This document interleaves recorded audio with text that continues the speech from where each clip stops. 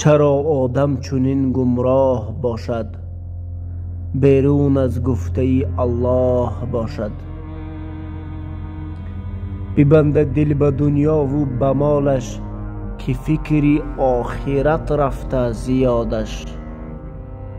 نترسد از خدا و از رسولش، نترسد از عذاب قبر و گورش.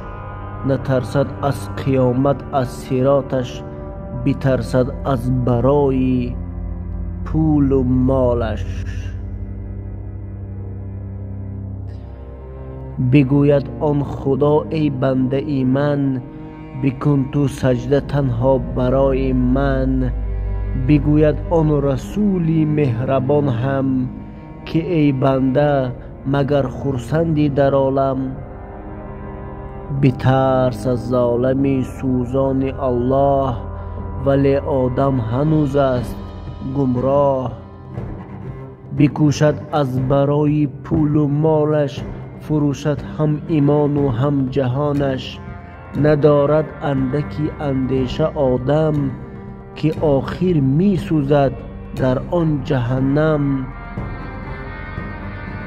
ولی آدم بجای ذکر آن ذات، برنجاند آدم کسی لک خودش شاد. بیایید دوستان هوشیار گردیم، به این دنیای فانی دل نبندیم. بدن داریم که لایق بهشت است، بیا او را در دوزخ ناندازیم. بگوییم با زبان ذکر خدا را، صلوات محمد مصطفی را.